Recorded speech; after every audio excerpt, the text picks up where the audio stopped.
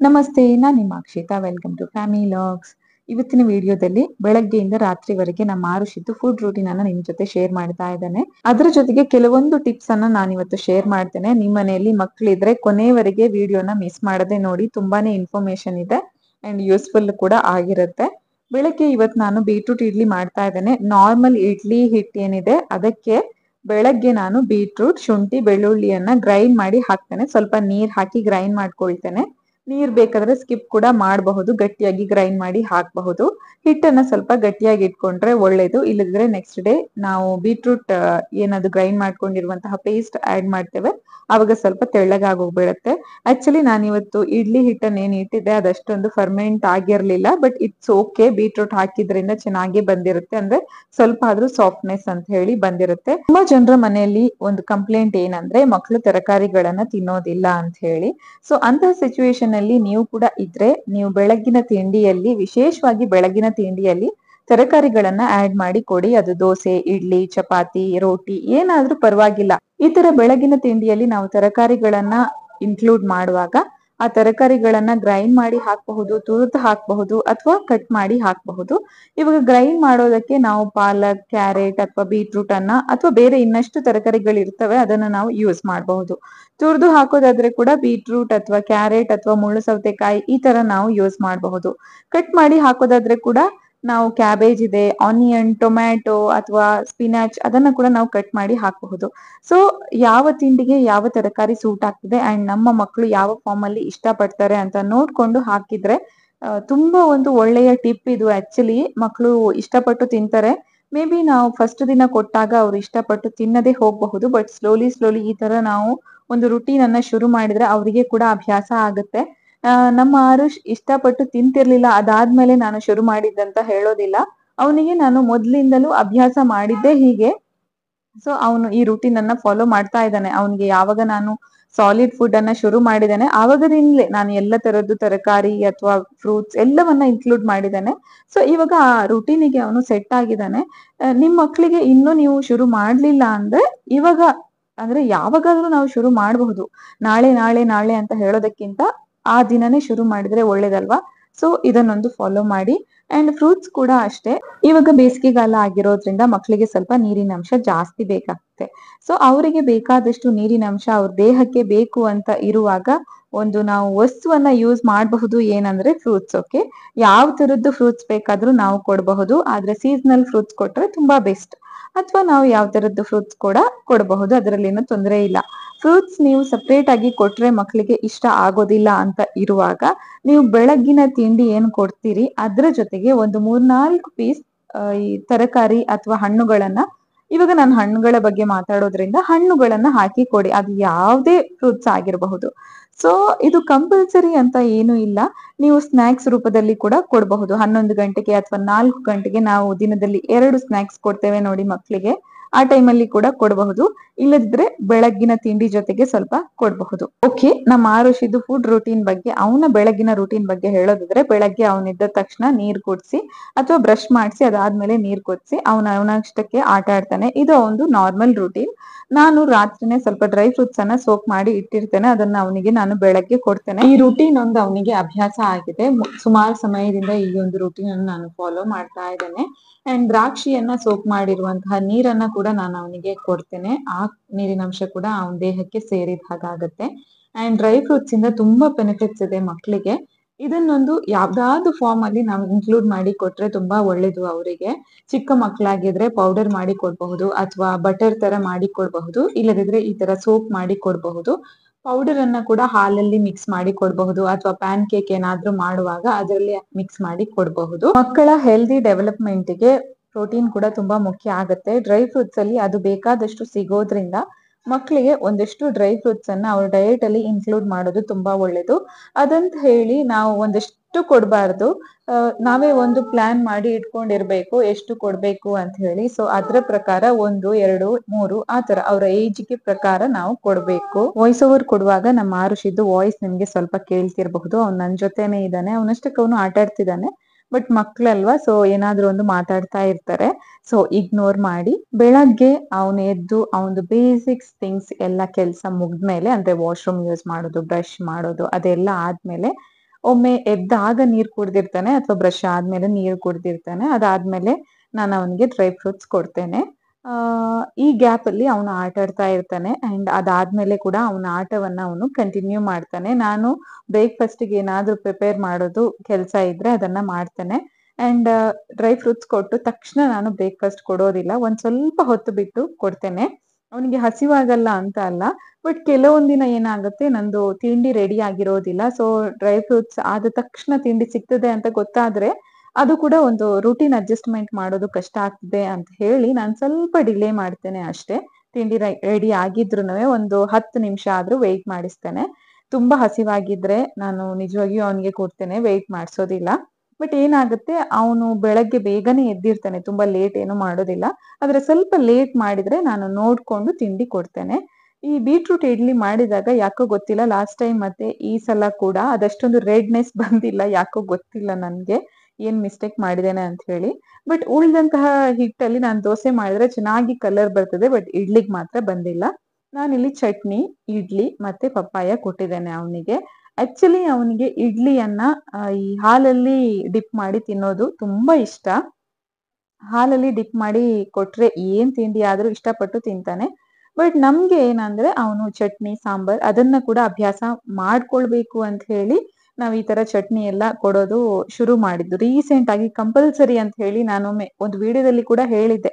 ನಾನಿವಾಗ ಕಂಪಲ್ಸರಿ ಅವನಿಗೆ ಚಟ್ನಿ, ಸಾಂಬಾರೇ ಕೊಡ್ತಾ ಇದ್ದೇನೆ. ಹಾಲು ಕೊಡ್ತಿಲ್ಲ ತಿಂಡಿ ಜೊತೆಗೆ ಅಂತ ಹೇಳಿ. ಯಾಕಂದ್ರೆ ಅವನು ಅದ್ರಲ್ಲಿ ಕೂಡ ಅಭ್ಯಾಸ ಮಾಡ್ಕೊಳ್ಬೇಕು ಅಂತ ಹೇಳಿ. ಇವಾಗ ಹೇಗಂದ್ರೆ ಈ ಚಟ್ನಿ ಇದ್ರೆ ಚಟ್ನಿಯಲ್ಲಿ ತಿಂತಾನೆ, ಸಾಂಬಾರ್ ಇದ್ರೆ ಸಾಂಬಾರಲ್ಲಿ ತಿಂತಾನೆ. 2 ಇಲ್ಲ ಅಂತ ಇದ್ರೆ ಹಾಲು ಕೊಟ್ರೆ ಹಾಲಲ್ಲಿ ತಿಂತಾನೆ. ಬಟ್ ಅವನದು ಫೇವ್ರೇಟ್ ಏನಂದ್ರೆ ಹಾಲಲ್ಲಿ ತಿನ್ನೋದು. ಬಟ್ ಏನಾಗುತ್ತೆ ಮಕ್ಳಿಗೆ ನಾವು ಸೇಮ್ ರೂಟೀನ್ ಅನ್ನ ಫಾಲೋ ಮಾಡಿದ್ರೆ ಕೆಲವೊಂದ್ಸಲ ಅದು ಕಷ್ಟ ಆಗುತ್ತೆ. ನಾವು ಹೊರಗಡೆ ಹೋದಾಗ ಅಥವಾ ಮನೆಯಲ್ಲೇ ಒಂದಿನ ಹಾಲ್ ಇಲ್ಲದೆ ಇರಬಹುದು. ಆ ಸಿಚುವೇಶನ್ ಅಲ್ಲೆಲ್ಲ ಅವ್ರು ಏನಾಗ್ತಾರೆ, ನನ್ಗೆ ಇವತ್ತು ತಿಂಡಿ ಬೇಡ, ಹಾಲಿಲ್ಲ, ಆ ತರ ಎಲ್ಲ ಯೋಚನೆ ಮಾಡೋದು ಮತ್ತೆ ಆ ತರ ಹೇಳೋದೆಲ್ಲ ಶುರು ಮಾಡ್ತಾರೆ. ಸೊ ಅದಕ್ಕೋಸ್ಕರ ಎಲ್ಲ ತರದ್ದು ಅಭ್ಯಾಸವನ್ನ ನಾವು ಆದಷ್ಟು ಬೇಗ ಶುರು ಮಾಡಿದ್ರೇನೆ ಒಳ್ಳೇದು. ಅದು ಅವರಿಗೆ ಸ್ವಲ್ಪ ದಿನ ಕಷ್ಟ ಆಗುತ್ತೆ. ಬಟ್ ಹೊಸ ರುಟೀನಿಗೆ ಅವರು ಸೂನ್ ಸೆಟ್ ಆಗ್ತಾರೆ. ಯಾಕಂದ್ರೆ ಅವರು ಮಕ್ಳಲ್ವಾ, ನೀರಿನ ತರ ನಾವು ಯಾವ ಪಾತ್ರೆಯಲ್ಲಿ ಹಾಕ್ತೇವೆ ಆ ಶೇಪ್ ಬರುತ್ತೆ ಅವರಿಗೆ. 100% ಸೂನ್ ರಿಸಲ್ಟ್ ಸಿಗ್ತದೆ ಅಂತ ನಾನ್ ನಿಜವಾಗಿಯೂ ಹೇಳೋದಿಲ್ಲ. ನಾವು ಸ್ವಲ್ಪ ವೇಟ್ ಮಾಡ್ಬೇಕಾಗ್ತದೆ. ಇದಿಷ್ಟು ಬೆಳಗ್ಗಿನ ಸ್ಟೋರಿ. ಓಕೆ, ಇದಾದ್ಮೇಲೆ ಒಂದು ಸ್ನಾಕ್ಸ್ ಇರುತ್ತೆ. 10, 10:30, 11 ಯಾವ ಟೈಮ್ ಬೇಕು ಆ ಟೈಮಲ್ಲಿ ಅವನಿಗೆ ನಾರ್ಮಲ್ ಆಗಿ 10ರಿಂದ 10:30 ಮಧ್ಯದಲ್ಲಿ ನಾನು ಕೊಡ್ತೇನೆ. ಇವತ್ತು ಬೆಳಗ್ಗೆ ಅವನು ಚೆನ್ನಾಗಿ ತಿಂಡಿ ತಿಂದಿರೋದ್ರಿಂದ ನಾನು ಸಾಲಿಡ್ ಫುಡ್ ಅನ್ನ ಏನು ಕೊಡ್ಲಿಕ್ಕೆ ಹೋಗ್ಲಿಲ್ಲ. ಸ್ವಲ್ಪ ಲೆಮನ್ ಜ್ಯೂಸ್ ಮಾಡಿದ್ದೆ, ಅದಕ್ಕೆ ಸ್ವಲ್ಪ ಚಿಯಾ ಸೀಡ್ಸ್ ಅನ್ನ ಸೋಕ್ ಮಾಡಿ ಹಾಕಿದ್ದೆ. ಇಲ್ಲಿ ನಾನು ಇವತ್ತು ಅದು ಬ್ರೌನ್ ಕಲರ್ ಇದ್ದು ಶುಗರ್ ಬರುತ್ತಲ್ವಾ ಅದನ್ನ ಯೂಸ್ ಮಾಡಿದ್ದು. ಹಾಗಾಗಿ ಲೆಮನ್ ಜ್ಯೂಸ್ ಕಲರ್ ಸ್ವಲ್ಪ ಚೇಂಜ್ ಆಗಿ ಕಾಣ್ತಾ ಇದೆ. ನಾನು ಅದು ಬೆಲ್ಲ ತುಂಬಾ ಒಳ್ಳೇದು, ಸೊ ಬೆಲ್ಲನೇ ಕೊಡ್ತೇನೆ, ಜಾಸ್ತಿ ಕೊಡ್ತೇನೆ ಅಂತ ನಿಜವಾಗಿಯೂ ಹೇಳೋದಿಲ್ಲ. ಅದು ಬೆಲ್ಲ ಆಗ್ಲಿ ಶುಗರ್ ಆಗ್ಲಿ ಸಿಹಿ ಸಿಹಿನೇ. ನನ್ನ ಯೋಚನೆ ಆ ತರ. ಸೊ ನಾವು ಬೆಲ್ಲ ಕೊಟ್ರುನುವೆ ಸಿಹಿ, ಶುಗರ್ ಕೊಟ್ರುನುವೆ ಸಿಹಿ. ಅದು ಎಷ್ಟು ಬೇಕು ಅಷ್ಟು ಮಾತ್ರ ಕೊಡ್ಬೇಕು. ಅಂಡ್ ಪ್ರತಿದಿನ ನಾನ್ ನಿಜವಾಗಿಯೂ ಕೊಡೋದಿಲ್ಲ. ಯಾಕಂದ್ರೆ ಹಾಲೆಲ್ಲ ನಾನು ಕೊಡೋದು ಪ್ಲೇನ್. ಲೆಮನ್ ಜ್ಯೂಸ್ ಮಾಡಿದ್ರೆ ಮಾತ್ರ ನಾನು ಶುಗರ್ ಅನ್ನ ಆಡ್ ಮಾಡೋದು. ಮತ್ತೆ ಅವನಿಗೆ ಬಿಸ್ಕೆಟ್ಸ್, ಚಾಕ್ಲೇಟ್ಸ್, ಐಸ್ ಕ್ರೀಮ್ಸ್ ಏನು ಕೊಡೋದಿಲ್ಲ ಹೊರಗಡೆಯಿಂದ.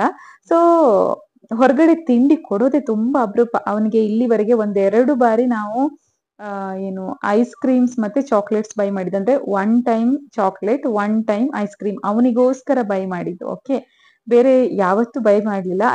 ಚಾಕ್ಲೇಟ್ ಏನ್ ಗೊತ್ತಾ, ಆ ಜೆಮ್ಸ್ ಬರುತ್ತಲ್ವಾ ಅದನ್ನೊಮ್ಮೆ ಬೈ ಮಾಡಿ ಅವನಿಗೆ ಟೇಸ್ಟ್ ಮಾಡ್ಲಿಕ್ಕೆ ಅಂತ ಹೇಳಿ ಕೊಟ್ಟಿದ್ವಿ ಅಷ್ಟೇ. ಓಕೆ, ಅದಕ್ಕಿಂತ ಮೊದ್ಲೊಮ್ಮೆ ಲಾಲಿಪಾಪ್ ಕೊಟ್ಟಿದ್ವಿ ಒನ್ಸ್ ಮಾತ್ರ. ಪಾಪ ಅವನಿಗೆ ಅದು ಇವಾಗ ನೆನ್ಪಿರ್ಲಿಕ್ಕಿಲ್ಲ. ಲಾಂಗ್ ಬ್ಯಾಕ್ ಅವನಿಗೆ ಕೊಟ್ಟಿದ್ದು.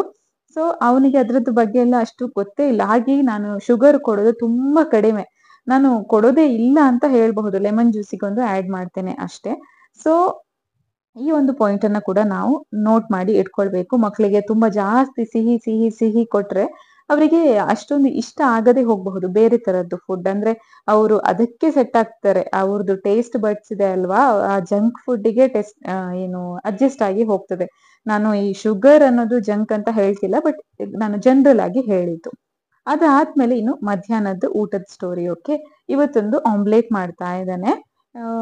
ಪ್ರತಿದಿನ ಅಂತೂ ಎಗ್ ಕೊಡೋದಿಲ್ಲ. ಬಟ್ ವೀಕ್ಲಿ ಒಂದು 3-4 ಟೈಮ್ಸ್ ಆದ್ರೂ ಕೊಡೋದಕ್ಕೆ ನಾನು ಏನು ಪ್ಲಾನ್ ಮಾಡಿ ಇಟ್ಕೊಂಡಿರ್ತೇನೆ, ಕೊಡ್ತೇನೆ.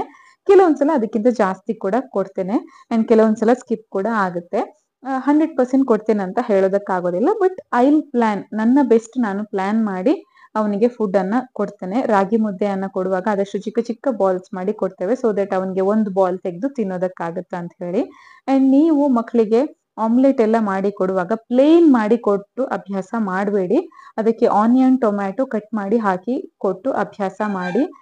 ಯಾವಾಗ ಅವರು ಒಂದು ಹಲ್ಲು ಬಂದು ನೀವು ಆಮ್ಲೆಟ್ ಮಾಡಿ ಕೊಡೋದನ್ನ ತಿನ್ಲಿಕ್ಕೆ ಶುರು ಮಾಡ್ತಾರೆ ನೋಡಿ, ಆವಾಗ ಸಣ್ಣ ಸಣ್ಣದಾಗಿ ಕಟ್ ಮಾಡಿ ಆನಿಯನ್ ಮತ್ತೆ ಟೊಮ್ಯಾಟೊವನ್ನ ಹಾಕಿ ಕೊಡ್ಲಿಕ್ಕೆ ಅಭ್ಯಾಸ ಮಾಡಿ. ಅವರಿಗೆ ಚಿಕ್ಕ ವಯಸ್ಸಿಂದಲೇ ಆ ತರಕಾರಿಗಳ ಫ್ಲೇವರ್ ಗೊತ್ತಾಗ್ಲಿ, ಸೊ ದಟ್ ಅವರ ಟೇಸ್ಟ್ ಬಡ್ಸ್ ಆ ಫ್ಲೇವರ್ಗೆ ಅಡ್ಜಸ್ಟ್ ಆಗಿ ಅವರು ಕೂಡ ಇಷ್ಟಪಡ್ಲಿಕ್ಕೆ ಶುರು ಮಾಡ್ತಾರೆ. ಸೊ ನಾವೇನ್ ಅನ್ಕೊಳ್ತೇವೆ, ಚಿಕ್ಕ ಮಕ್ಕಳಲ್ವಾ, ಇವಾಗ ಯಾಕೆ ಟೊಮೆಟೊ ಆನಿಯನ್, ಜಸ್ಟ್ ಎಗ್ ಅನ್ನ ಕೊಡುವ, ಆ ತರ ಎಲ್ಲ ಮಾಡಿದ್ರೆ ಅವರಿಗೆ ಪಾಪ ಆ ಫ್ಲೇವರೇ ಗೊತ್ತಿರೋದಿಲ್ಲ. ಮತ್ತೆ ಅವ್ರು ಸ್ವಲ್ಪ ದೊಡ್ಡವರಾದ್ಮೇಲೆ ನಾವೇ ಹೇಳೋದು, ಇಡೀ ದಿನ ಹೇಳ್ತಾ ಇರೋದು, ಅವ್ರು ತಿನ್ನೋದಿಲ್ಲ, ಅವ್ರು ತರಕಾರಿ ತಿನ್ನೋದಿಲ್ಲ, ಅವ್ರು ಟೊಮ್ಯಾಟೊ ತಿನ್ನೋದಿಲ್ಲ, ಅದ್ ತಿನ್ನೋದಿಲ್ಲ, ಇದು ತಿನ್ನೋದಿಲ್ಲ. ಅದನ್ನ ಮಾಡಿದ್ದು ನಾವೇ, ಆಕ್ಚುಲಿ ಪೇರೆಂಟ್ಸ್ ಮಾಡಿರ್ತೇವೆ. ಮತ್ತೆ ಅವ್ರ ಬಗ್ಗೆ ಒಂದು 100 ಜನರಲ್ಲಿ 100 ವೇ ಅಲ್ಲಿ ಹೇಳೋದು. ಅದನ್ನ ಕೇಳಿ ಮತ್ತೆ ಅವ್ರದ್ದು ಮೈಂಡ್ ಅದಕ್ಕೆ ಸೆಟ್ ಆಗಿರ್ತದೆ. ಓಕೆ, ನಾನ್ ತರಕಾರಿ ತಿನ್ನುವ ಹಾಗಿಲ್ಲ, ಮನೆಯಲ್ಲಿ ಹೇಳ್ತಾರೆ. ನಾನು ಟೊಮ್ಯಾಟೊ ಮುಟ್ಟುವ ಹಾಗಿಲ್ಲ, ಮನೆಯಲ್ಲಿ ಹೇಳಿದ್ದಾರೆ. ಸೊ ಈ ತರ ಯೋಚನೆ ಅವ್ರ ಮೈಂಡ್ಗೆ ಬರುತ್ತೆ. ಅಂಡ್ ಅವ್ರದ್ದು ಏನಾದ್ರೂ ಒಂದು ನೆಗೆಟಿವ್ ಪಾಯಿಂಟ್ ಇದ್ರೆ ಕೂಡ ಅದನ್ನ ನೀವು ಹೈಲೈಟ್ ಮಾಡೋದಕ್ಕೆ ಹೋಗ್ಬೇಡಿ. ಸಿಂಪಲ್ ಸೈಲೆಂಟ್ ಆಗಿರಿ. ಸಿಂಪಲ್ ಏನಂದ್ರೆ ಸೈಲೆಂಟ್ ಆಗಿರಿ. ನೀವು ಒಳ್ಳೇದು ಹೇಳ್ಬೇಡಿ, ಕೆಟ್ಟದ್ದು ಹೇಳ್ಬೇಡಿ. ನಿಮ್ಗೆ ಏನು ಕನ್ಫ್ಯೂಷನ್ ಇದ್ರೆ, ಇಲ್ಲದಿದ್ರೆ ಅವ್ರು ಚೆನ್ನಾಗಿ ಊಟ ಮಾಡ್ತಾರೆ, ಅಥವಾ ಒಳ್ಳೆ ರೀತಿಯಲ್ಲಿ ಆಟ ಆಡ್ತಾರೆ, ಫ್ರೆಂಡ್ಸ್ ಜೊತೆಗೆ ಒಳ್ಳೆ ಕಮ್ಯುನಿಕೇಟ್ ಮಾಡ್ತಾರೆ, ಸ್ಮಾರ್ಟ್ ಇದ್ದಾರೆ, ಅಮ್ಮ ಹೇಳಿದ ಮಾತು ಕೇಳ್ತಾರೆ, ಈ ತರ ಒಂದಷ್ಟು ಪಾಸಿಟಿವ್ ಮಾತು ಕೂಡ ಇರ್ತದೆ. ಅದನ್ನ ಹೇಳಿ, ಯಾವಾಗ್ಲೂ ನೆಗೆಟಿವ್ ಹೇಳೋದ್ರ ಬದ್ಲಿಗೆ. ಇದು ಸಂಜೆಯ ಸ್ನಾಕ್ಸ್ ಟೈಮ್. ಅವನಿಗೆ ಸ್ವಲ್ಪ ಬೀಟ್ರೂಟ್ ಇಡ್ಲಿದ್ದು ಹಿಟ್ಟಿತ್ತು, ಅದರದ್ದೊಂದು ದೋಸೆ ಮಾಡಿ ಕೊಟ್ಟೆ. ಹಾಗೆ ವಾಟರ್ ಮೆಲನ್ ಬೆಳಗ್ಗಿದ್ದು ಚಟ್ನಿ ಇತ್ತು, ಅದನ್ನ ಹಾಕಿ ಕೊಟ್ಟಿದ್ದಾನೆ. ಇಲ್ಲಿ ಕೂಡ ನಾನು ಫ್ರೂಟ್ಸ್ ಅನ್ನ ಸ್ವಲ್ಪ ಇನ್ಕ್ಲೂಡ್ ಮಾಡಿದ್ದೇನೆ. ಅಂಡ್ ಹಿಟ್ಟಿದ್ದಿದ್ರಿಂದ ಅದರದ್ದೇ ಸ್ವಲ್ಪ ದೋಸೆ ಮಾಡಿ ಕೊಟ್ಟೆ. ಇವಾಗ ನೋಡಿ ಕಲರ್ ತುಂಬಾನೇ ಚೆನ್ನಾಗಿ ಬಂದಿದೆ. ಅಂಡ್ ಅವನೇ ಡಿಮಾಂಡ್ ಮಾಡಿದ, ಸ್ವಲ್ಪ ಹಾಲ್ ಬೇಕು ನನ್ಗೆ ದೋಸೆಯನ್ನ ಡಿಪ್ ಮಾಡೋದಕ್ಕೆ ಅಂತ ಹೇಳಿ. ಸೊ ಹಾಲನ್ನ ಸಪರೇಟ್ ಆಗಿ ನಾನು ಇಲ್ಲಿ ಕೊಟ್ಟಿದ್ದೇನೆ. ಅದು ಸ್ವಲ್ಪ ಬಿಸಿ ಇತ್ತು, ಹಾಗಾಗಿ ಅವನ್ ಸೈಡ್ ಅಲ್ಲೇ ಇಟ್ಟಿದ್ದಾನೆ. ಅಂಡ್ ಇನ್ನೊಂದು ಏನಂದ್ರೆ, ದೋಸೆ ಎಲ್ಲ ಮಕ್ಳಿಗೆ ಒಂದ್ಸಲ ನೀವು ಕೊಡುವಾಗ ಇಡೀ ಕೊಟ್ಬಿಡಿ. ಓಕೆ, ಅದಾದ್ಮೇಲೆ ಅವರೇ ಕಟ್ ಮಾಡಿ ತಿನ್ಲಿಕ್ಕೆ ಇಷ್ಟಪಟ್ರೆ ಅದನ್ನ ಹಾಗೆ ಫ್ರೀ ಆಗಿ ಬಿಟ್ಬಿಡಿ.